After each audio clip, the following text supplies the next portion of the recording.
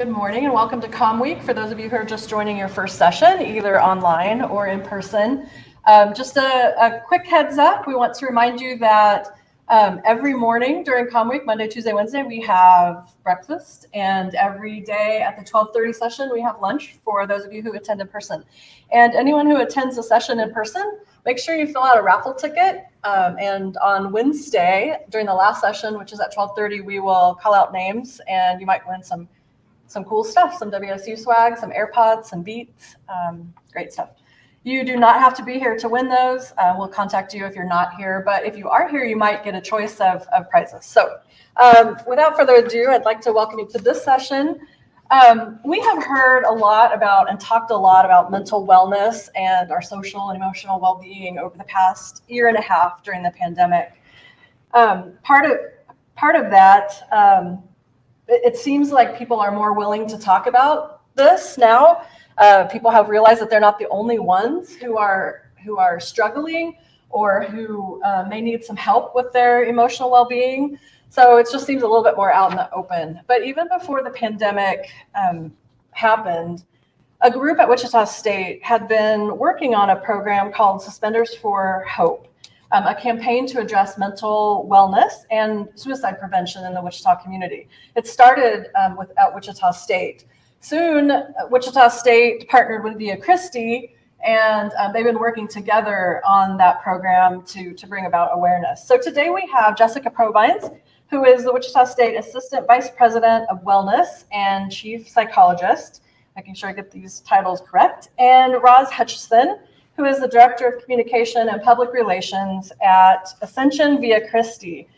They're going to talk with us today about that Suspenders for Hope campaign and how the program was developed to expand the efforts in the community and talk about how that's evolved over time and the partnership between the two organizations. So thank you for being here and welcome to Comm Week. Thank you for having me. All right. Thank you. It's really exciting to be here talking to our Shocker students and to be a part of Comm Week. I like to, say that as I was going through my undergrad here at Wichita State, I was kind of a pseudo Elliott School student as my partner was a integrated marketing and communications major, and maybe I helped him on some of his homework assignments and things like that. And so as I was pursuing psychology here, I was kind of introduced into communications, and honestly, I feel like that background really influenced the Suspenders for Hope campaign. How do we create a campaign and create cultural change with a consistent message, that has visibility and that is strongly recognizable? And I think, my partner's experience in the Elliott School helped influence the seeds of this program years ago. So my journey at Wichita State started over 20 years ago as a transfer student. That was a challenging year for me, as transitions are. And I think we've all been aware of that this past year and a half, as our lives have constantly been in flux. And that makes us more susceptible to struggles with our mental health. And that first year when I transferred here, I had lost connections with a lot of my friends. I had put a lot of energy into, one relationship. And when that romantic relationship ended, I found myself very isolated and alone. And that led to my first clinical depressive episode. At the time, I had no idea that there were quality mental health services available to me as a student right here on campus. We didn't talk about it very much back then in the late 90s.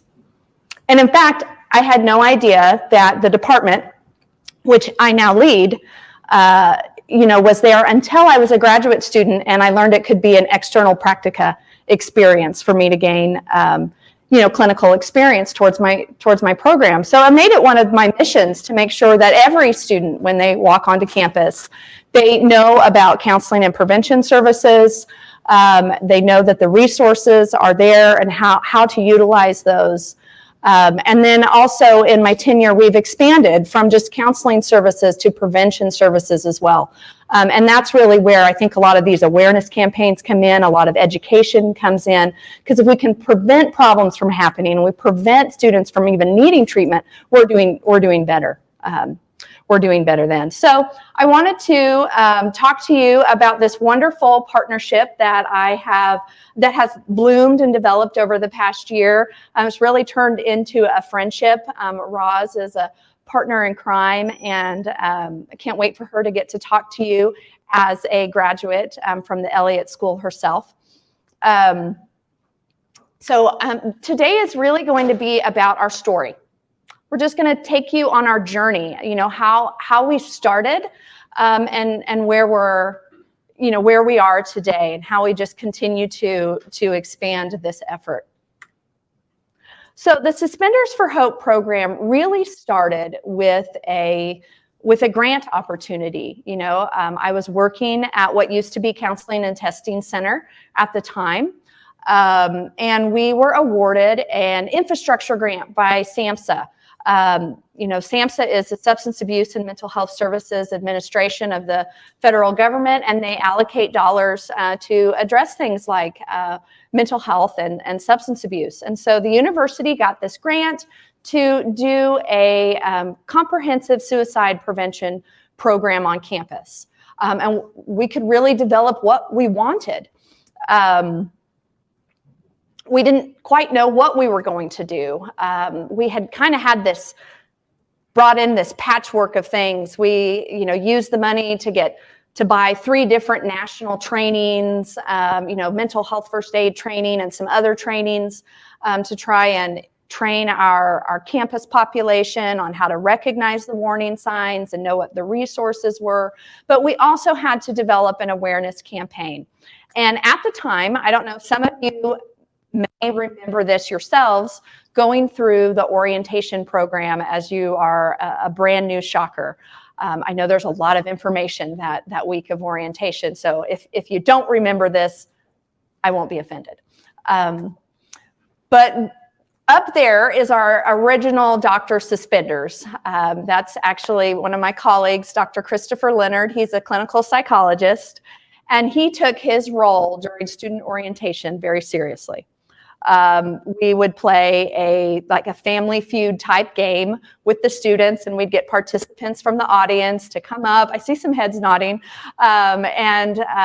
We'd ask questions about, where you might find resources on campus as a fun way, a lighthearted way to introduce students to our services. Well, students started calling him Dr. Suspenders. Because, he was always wearing his gear, and they'd see him on campus and they'd shout out, "Hey, Dr. Suspenders," or he'd be, in the community having dinner with his family, and students would, take a picture and post it, "Hey, Dr. Suspenders sighting on campus." And we thought, okay, wow, we have this money to do this cool campaign. How can we utilize this? And so we went to our strategic communications department on campus. I think they were separate at that time, and it was creative services. So we went to creative services, all our designers, and said, okay, we think we have something here. What can we do with it? We had this idea, maybe we could give suspenders away as a giveaway. And they were like, that is an absolutely terrible idea. But we were like, no, it's got to work. And I remember that meeting with them, and they were trying to steer us in a different direction. And I remember thinking, we've got to do something with the suspenders. And one of the designers in the room said, I have an idea. Let us work something up and then come back together. And then a week or two later, they presented the Suspenders for Hope shirt with words of hope in the suspenders to kind of make it look like a shirt. And it was, we just loved it. We thought it was really cool. We have lots of buttons for your flare. You can collect your flare on your shirt, and that's how it started. And we just kept it going because students really loved it. I'd be at the Kansas State Fair, and people would be wearing their shirt, and I'd go up to them and I'd just say, hey, I really like your shirt. And they say, you know what, this is my favorite shirt. I love this shirt because it is a symbol of pride. It is, it goes in the face of stigma, to where we're hiding our mental health issues or previous suicide attempts in the dark. And what we wanted to do was shed light on hope and all the stories of recovery and resilience. And so what I found out through my time in the grant was that every year, over 10.5 million Americans struggle with serious thoughts of suicidal ideation. And while every life lost to suicide is one too many, less than 0.5% of those people who struggle with suicidal thoughts actually die by suicide. But in the last 10 to 15 years, we have focused so much on the rising suicide rates, rising depression, rising anxiety, rising suicide rate. You'd think a crisis was happening, right? But we needed to change the conversation. And we know that research actually tells us by focusing on the problem, we can be contributing to it. Because suicide has a known contagion effect. If you know someone close to you who has died by suicide, that increases your risk of a suicide attempt or dying by suicide. So we wanted to focus on, if you have overcome a suicidal crisis, that is not a shameful thing to be hidden. That is a personal triumph that should be celebrated. You overcame dark days. And we need to share this. We need to share this with other people. I tell you my story about clinical depression here as a freshman, not just to get this started, but it's to show you that we can talk about mental health, and we can talk about mental health openly. And so the Suspenders for Hope is about changing the conversation. So what we encourage folks to do is to talk openly about mental health. We need to be vulnerable. We need to normalize this to let other people know that they are not alone. And we need to check in on our friends, our fellow shockers when they're not acting like themselves. This is the behavior that we want you all to do. Is there's a student who stopped showing up. Have you checked in on them? Have you asked, are they okay? Do they need the notes? Do they know that there are resources available to them here as a student? And then we want people to know that it's okay to ask for help. And do that early. Don't wait until it's too late and you're in a crisis. Let's intervene early to help you start feeling better, and know that asking for help is a sign of strength and it's not a weakness. So we fleshed out our campaign, and we started focusing on, these are things that we want people to do. So strong messaging, right? Simple messaging that people can do. We tied in the Suspenders for Hope hashtag. We want, students to post selfies in their Suspenders shirts, share their support of mental health online, be an advocate. Okay. After the grant funding was over, it was a 3-year grant. We were looking at, how do we sustain this? How do we keep what we've developed going? And, we could have chosen to continue to, purchase some of these national trainings that we had invested in. But honestly, not very many people were showing up to the trainings. I think under 200 people in our whole 3-year grant period did we train. And one of those is, I think, because we were asking counselors, psychologists, to market a training. We were doing a pretty good job at our awareness campaign, giving away, suspender shirts for free and all this and that. That was pretty popular, and you'd see the shirts going. But the training and the education piece was really missing. And so after the grant funding ran out in 2018, we thought, hey, we can develop our own training, something that's really going to fit the needs of our campus. Keep it short, about an hour, hour and a half, right? Make it versatile so it can be delivered online or in person to group classes. Tie it to the Suspenders for Hope campaign, because that was the most successful piece of our grant work. So we kind of came up with this idea: how could we incentivize people to take the training? Well, let's give them a shirt. If you take the training, you get a shirt for free, and that shows other people that you care about mental health. You took time to complete the training to educate yourself, and you are an advocate for others and for mental health on campus by wearing your suspenders with pride.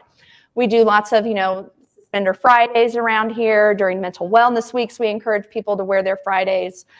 Some departments on campus host their own little, suspender days to show that their departments support their majors' mental health and things like that. So we've talked about lots of different ways now to expand how people can get involved. If you have not taken the training, you can go to suspendersforhope.com with a valid WSU email address. You can create a free login, and we will reach out to you and get you a free shirt if you don't have one already. So what did we notice after we had done this?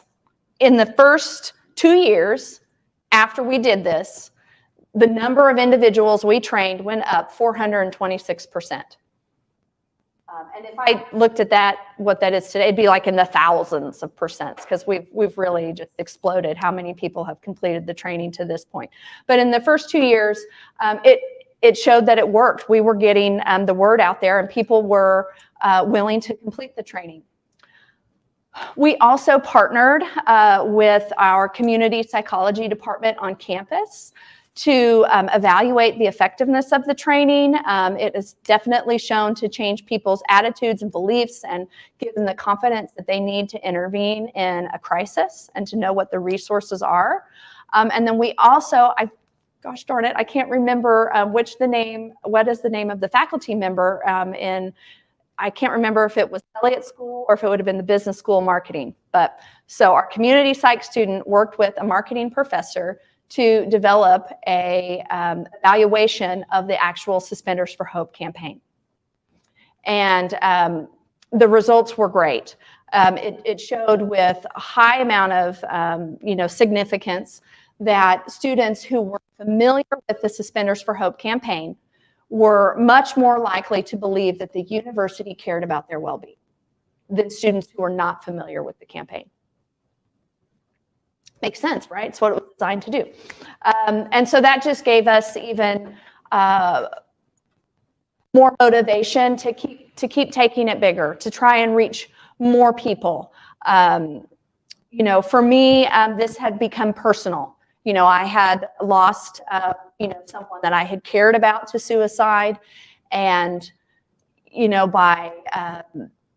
by reaching more people with this message, it meant that I might be preventing someone from going through what I went through, right? And so that's when we thought, let's take it off campus and let's package this into more of a program that can be replicated elsewhere. So the program that we kind of created, one has a Suspenders for Hope awareness campaign that is really designed to empower communities to change the conversation around mental health by talking about their stories of hope and recovery. That's how we end stigma. We created a mental wellness curriculum. Some of you might be familiar with these. These are some cards that we use. And so we wanted to not only have a one-off training that you can come to, but how do we infuse this information into the curriculum at Wichita State? We created an advocate program and a list of action steps that individuals can do if they want to more intentionally get involved in the campaign and be an advocate. And so working on developing a suite of comprehensive evidence-based trainings, not only on suicide prevention, but we're working on one on substance abuse prevention, one on sexual violence prevention, and one on general mental wellness. The cards, very simple. We went through the research. What are some skills that people can have to cope, with distress? And what are activities that can build connections in the classroom? Because we know that suicide is an isolated thing. When you feel alone, when you feel like a burden to others. But if you feel connected, like you matter and that you're important, that helps prevent suicide. So is there something we could do with these cards that help classmates feel connected? You know, do you have friends in your classroom? Do you share some of your struggles and stories? Do you talk about how you cope with stress? Sharing these stories, being vulnerable is how we connect with one another and how we build community, and it's how we prevent suicide. So the mental wellness curriculum, we gave out over 600 of these for free to our instructors on campus. They requested those. We had 600 requests during the first spring of COVID. And so these are just group activities that be 5-10 minutes into a classroom. We created the Faculty Staff Mental Health Advocate Program and sent out a direct mailer to every faculty staff on campus about the steps that they could take to get involved, how they can promote the training in their classroom, how they can take the training themselves, how they can follow us on social media, share the Counseling Center's mental wellness tips and our resources. We developed a direct mailer. So I was kind of back in when my partner was going through, his degree. It was before social media, and we were definitely all more of traditional print media. So a direct mailer, I was like, I want a direct mailer. I just kept telling my team, I want a direct mailer because I know we're doing a lot of social media posts, but guess what? Not very many people are seeing those. So we did this direct mailer. And we got it in the newsletter. And so it's a multifaceted awareness campaign, right? With a strong brand. And I think that was really kind of what was different about a lot of other mental health campaigns that I've seen out there is that every year you might do a new thing. We're going to stomp out mental health this year, and we're going to check in on wellness, and we're going to do that. Every year you do a new theme. It's nice to be creative, but we know that strong messaging has to be consistent and it has to be repeated. And so we really decided that we wanted to be a brand. We developed brand standards for other organizations who want to bring the Suspenders for Hope to their organization. And then we wanted it to be customizable to other areas. So, someone at K-State is not going to wear a black and yellow suspender shirt. But we think we have a good program that could help their students. And so how could we allow for some derivative works, still staying within our copyright license? Worked with the Center for Commercialization on campus to develop all of these things and copyright the program to bring it to others. And then how do we even take this bigger off campus into the community? And this is when, by happen chance, my partner, Roz, comes in here. She had a cold care grant, so she had the funding to really bring it together. And I will turn it over to Roz Hutchinson right now. Thank you. Thank you, Roz. Well, before we get started, I'm going to tell you a little bit about my journey and background as an Elliott School grad. For the past 34 years, I've helped individuals and organizations find their voice and share their voice. I've done it as a drug and alcohol addictions counselor, a healthcare reporter, and communication and public relations leader. In 1989, I went to work for Parallax as a drug and alcohol counselor, and then left 2 years later for a similar position at Women's Recovery Center. While working at WRC, I attended Wichita State, and I worked at the Sunflower as a copy editor, a news reporter, and ultimately as the editor-in-chief one summer. I earned my bachelor's in print journalism from the Elliott School in May 1994. Yes, my goal was to graduate before I turned 40 and before my oldest child did, and I just barely made it. The following summer, or after graduation, I did a summer editorial page internship with the Wichita Eagle, and then went to work as a healthcare reporter for the Wichita Business Journal. In 1997, I went to work for the Springfield News Leader, where I was a senior business reporter covering healthcare. But after a couple of years, I grew weary of commuting home on the weekends and accepted a position as a public relations manager for what was then Via Christi Regional Medical Center. I've been there nearly 23 years now because the position grew as the organization evolved and changed. Therefore, I didn't need to go anywhere different to have additional challenges.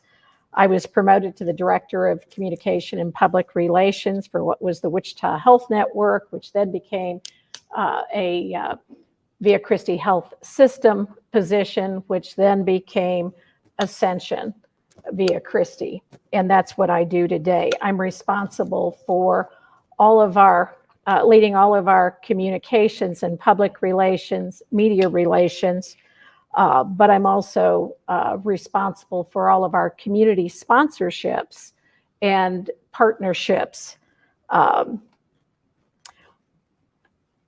So I primarily serve as a relationship manager, whether it's looking, through storytelling or and working with media and helping them know the stories within communications internally with associates, but also with partnerships like the one established with Wichita State and Dr. Provines.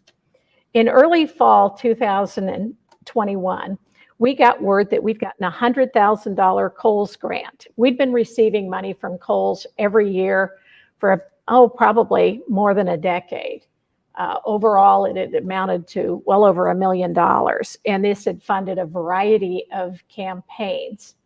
But over every few years, they wanted you to change and do something different. So it'd been everything from childbirth education to kids' safety and walking and biking to school, to we'd had an idea of what we wanted to do, and it was to develop a suicide prevention campaign and program.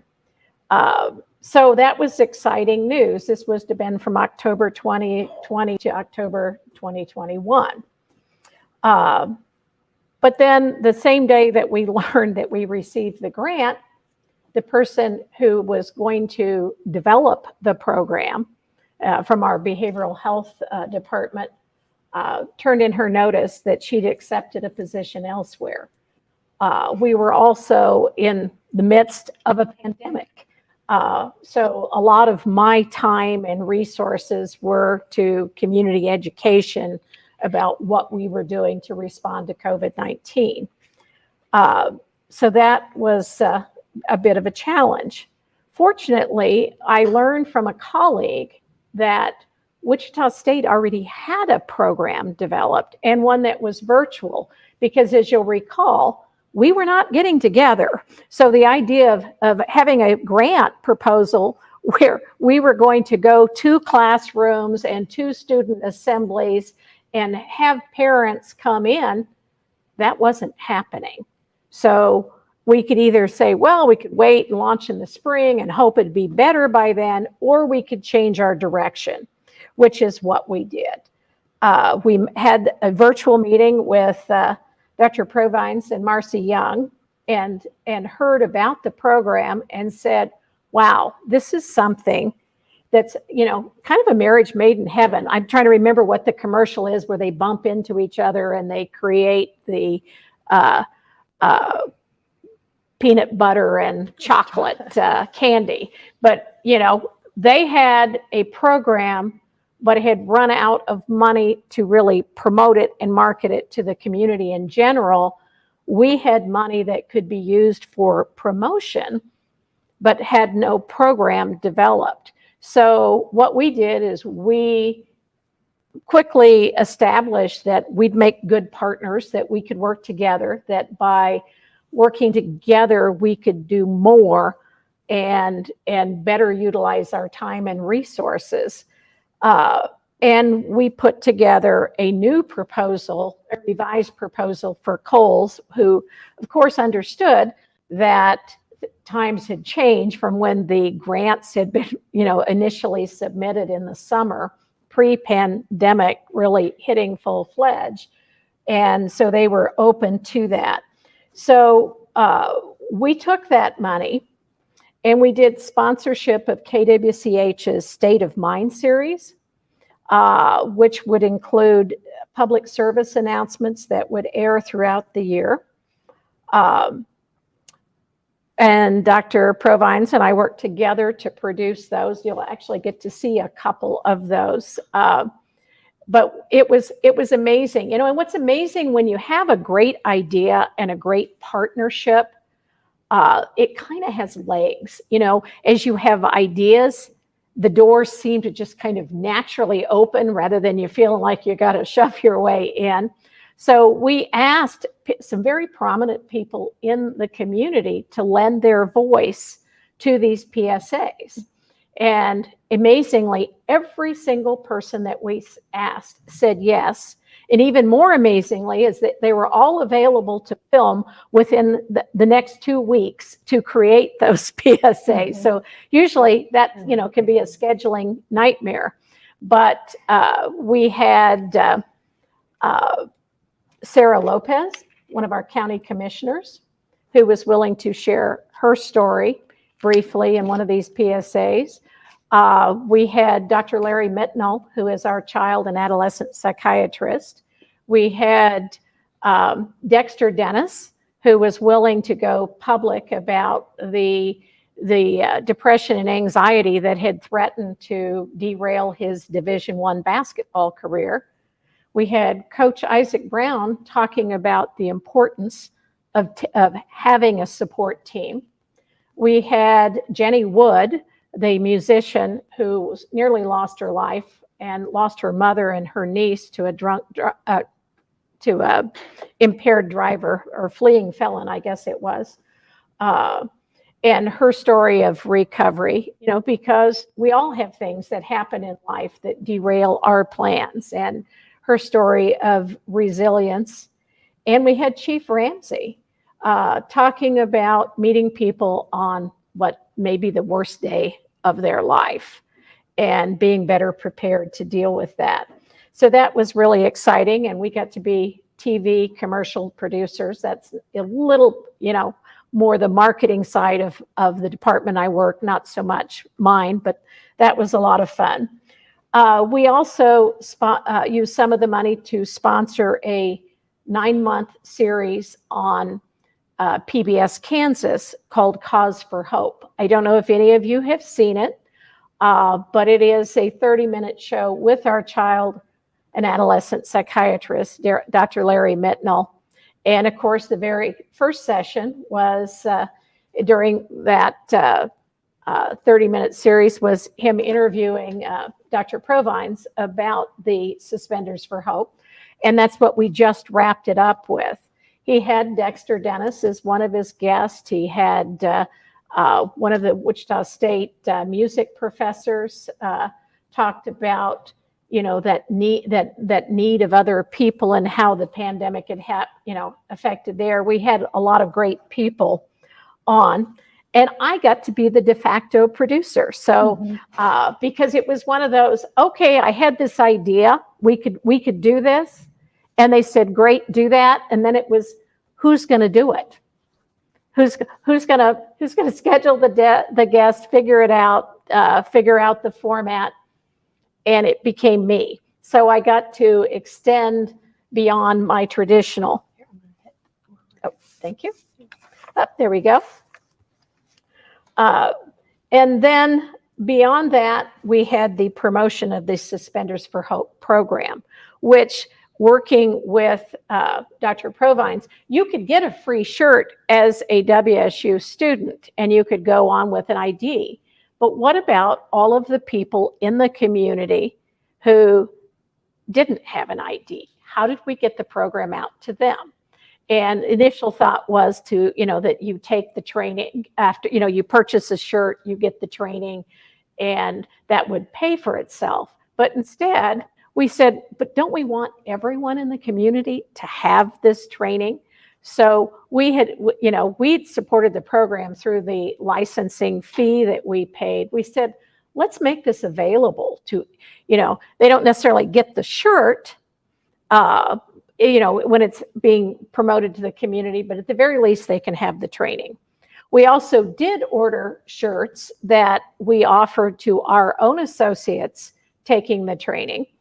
And also, as through the Coles grant, we were able to purchase enough shirts to make them available to the school that had indicated that they would really embrace this full on. And so Bishop Carroll Catholic High School promoted this program. Actually, they required participation in this program, and we provided shirts to all 1,200 students and faculty who participated in this training, which was very exciting. To date, we've had more than 500 of our own associates in the hospital have taken this training. And we did something that was a little bit different for us. We have a dress code for clinicians in the hospital that they have to stick to. And every once in a while, we'd have you can wear, on a special day, you could wear a red shirt under your scrubs, for Go Red for women. But we're usually pretty strict on this. Well, we made it such that if you took the training and you received the shirt, which you could wear with your scrubs or your work attire any day, because we said we don't want to limit this show of support to it's Suspenders Friday or it's mental health awareness. We wanted every day to be a show of support. And there's not a day now that when I walk through the halls of the hospital that I don't see these shirts, which are conversation starters, and both with patients, families, and everyone else in support of this program. So that's been very exciting. We also extended this to a Walk for Hope, which was here on campus. Riverfest with the Schooner Mates. Whoops, she knows what, okay. We'll go past this. Got it?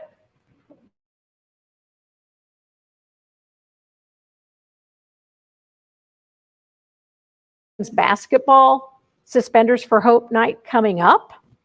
And we have other sponsorships in the works. The one thing that I will leave you with before I turn it back over to Dr. Provines is that, you look at when you're in a marketing department, you're always being challenged. What's the ROI? What's your return on investment on that $100,000? Well, in this kind of work, you don't always know what a difference that you've made. You've seeded it, it's out there, you're hearing about it. But in terms of human capital, you may not always hear the stories, but it wasn't very long before our own associates started, taking this training that I heard from one of them. She was a respiratory therapist who's worked for us for 33 years. And her manager, who leads another mission-related initiative at our hospital, had suggested to Melanie that she might like to take this training. Just as, hey, you get a free shirt, it'd be good information to have. And she thought, well, I'm not going to need it, but maybe I can help one of the younger people. And so this would be valuable. She took the training, and within 2 weeks, she got a phone call from a family friend, and she just didn't sound right. And based on her training, Melanie went directly to her house. Woman answered the door, let her in, and she said because of her training, she had the knowledge as well as the courage of her conviction to be direct and to say to this friend, are you planning to commit suicide? And, so often people think, oh, well, if you say that, you're planting the idea. That doesn't plant the idea. That allows it to come out in the open. And she said, I've already started. And so, she'd clearly taken enough medication to overdose. Melanie called 911, got her transported, and she was treated. released and is involved in outpatient counseling and got the help that she needed. So if you to ask me about the return on investment, I say I know of one very specific life that was saved by this program. And I think if you ask most people, is saving one life worth $100,000 that Cole's invested? From my perspective, I would say absolutely, it certainly is. Thank you.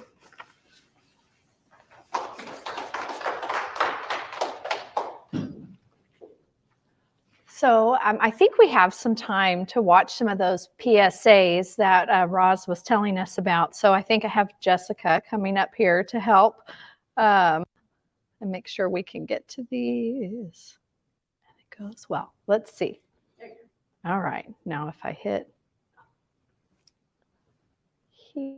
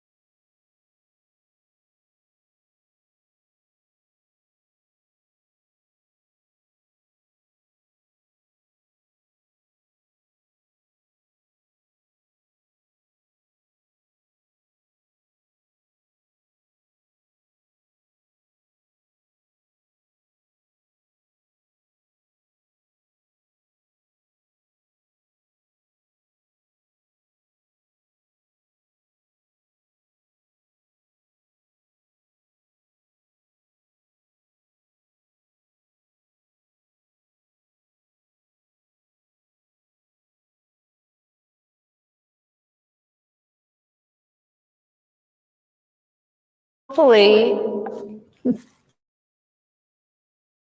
you have seen, some of the promotional activities that we've been doing, that the Suspenders for Hope being here on campus is not a new campaign to you or a new thing to you. And we've been able to share some of the story and the journey that we've, gone on.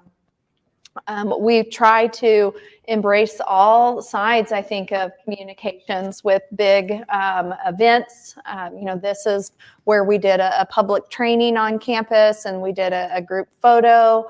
And then actually before Roz and I, were introduced, I had kind of gone on a grand tour and found out what are a lot of local health coalitions and organizations that are working, and could I come and speak to them about the Suspenders for Hope program and let them know that it's available to them.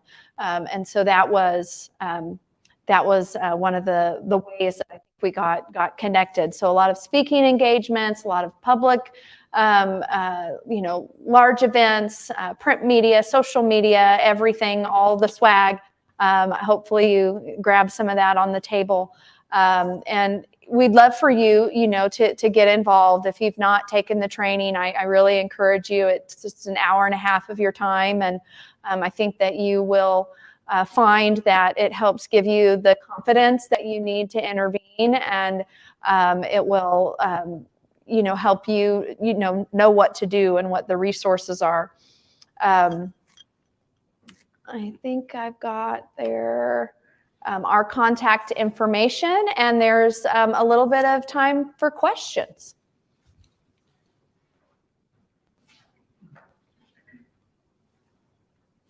Yes? It's kind of an obvious answer, I think, but what could we as instructors do more of or better? And as soon as I ask it, I think, well, actually, we've taken the training. But other than that, we need to do better. So the question was, how can instructors, do better to help promote this mental wellness in the classroom or things like that? One, if you want to specifically get involved in the program, on our website, I wish I could pull it up. We do have the list of we tried to really think of what are some action items and really think through, and you can find this on our website, what are the action steps that instructors can do to incorporate this into their teaching and their work with students. I think that's important in communications and psychology as well, behavior change. People want to get involved, they want to do something about this, but they don't really know how. So we wanted to come up with, do this, do this, do this. And people are like, okay, great, thank you. I wanted to know how to get involved. And so there are steps right there.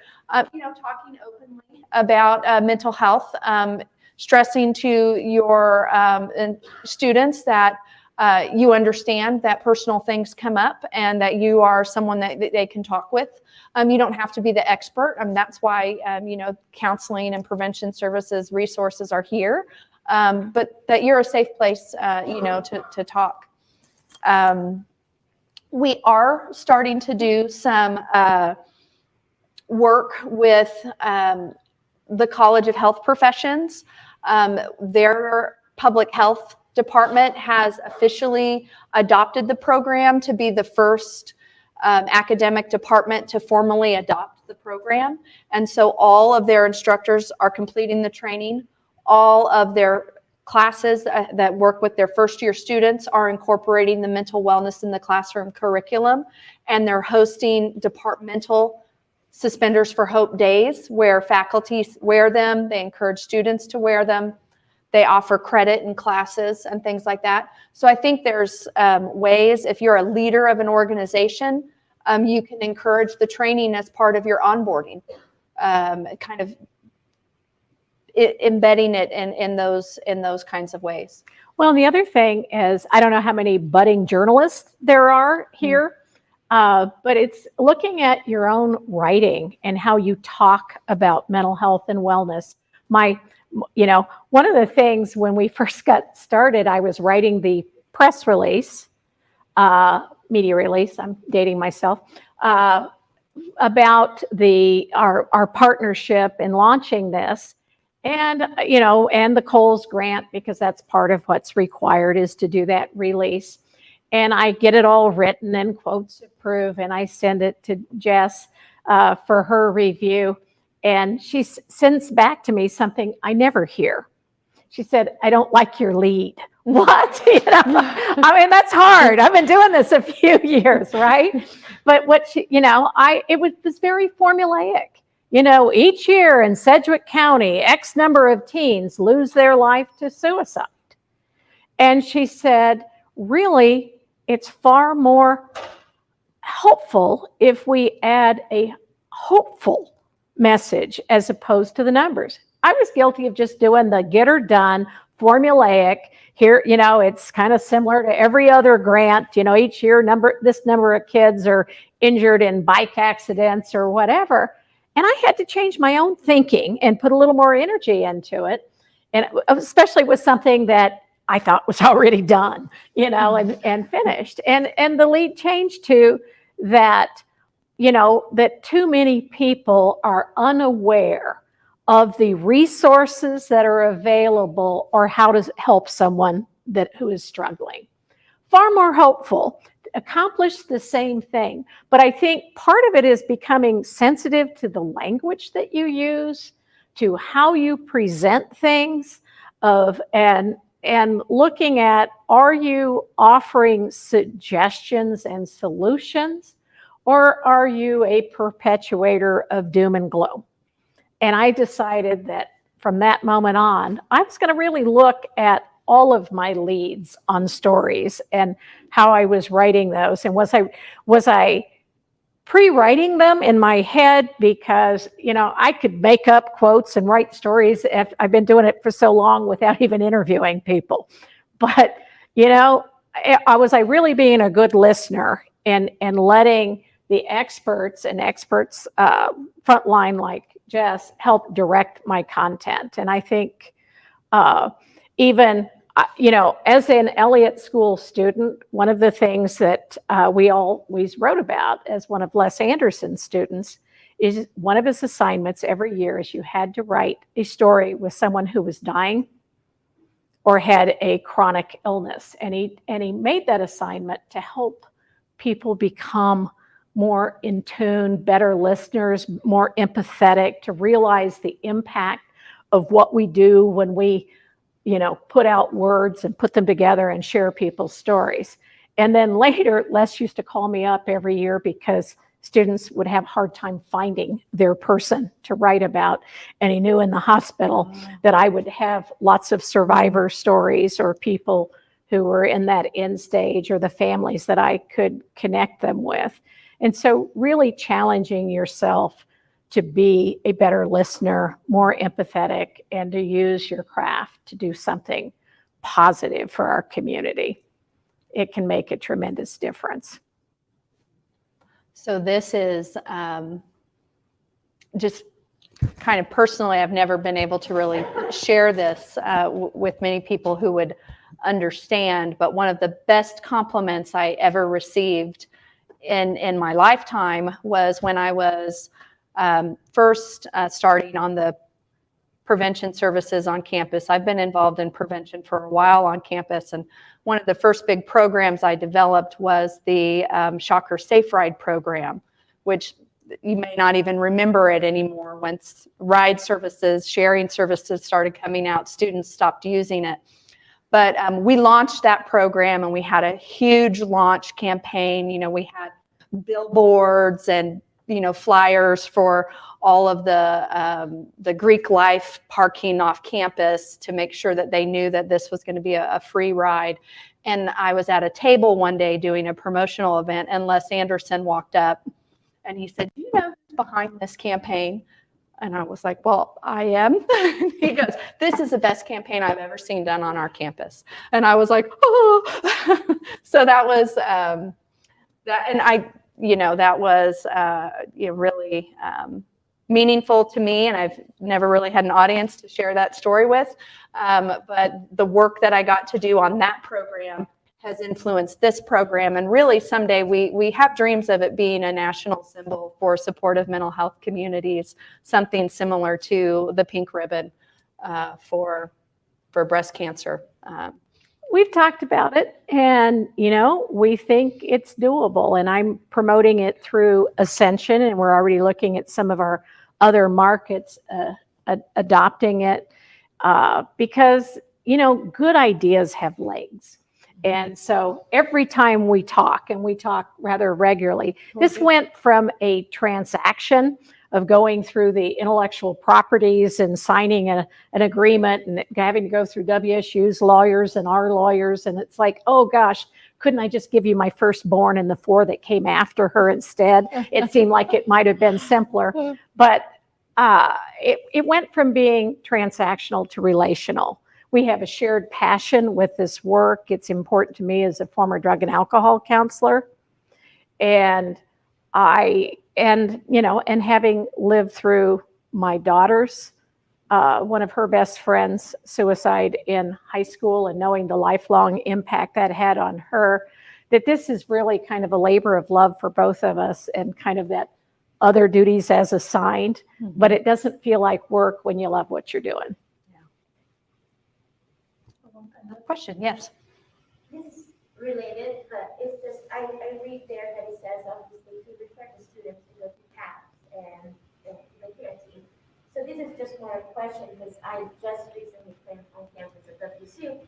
So if my student comes to me and we talk about mental health and I recognize there's some signs, is it counseling free? Is there any, I don't know how that works. So we had a question about the CAPS services on campus, and if instructors are trying to refer students to services, what are those like? And I don't know if there are any more of these brochures on your table, but this brochure is actually the CAPS brochure. It talks about all of the mental health services that are available there, the prevention services. There's a telephone number to schedule an appointment, or actually students can now go online and schedule their first appointment on our website. There's also crisis numbers on here as well. It is very affordable. It's only $10 for an appointment. However, CAPS will not turn any student away for inability to pay. So if a student talks like, that's going to be out of their budget, let them know that CAPS will not turn any student away, and to talk with their therapist about that, and that we will do a sliding scale for them. So it's very affordable, and we're able to get students scheduled for routine appointments within 10 business days, which is great right now. I'm hearing that there are weeks and months long waits in the community. We also have crisis appointments available every day, about 3 to 4 of those for students who are in the midst of a safety emergency. So when they call, they need to let the front desk know it's a safety emergency, and then we can get them seen that day. But we really need to reserve those for students who are in a suicidal crisis, because we can get people scheduled in for routine appointments fairly quickly.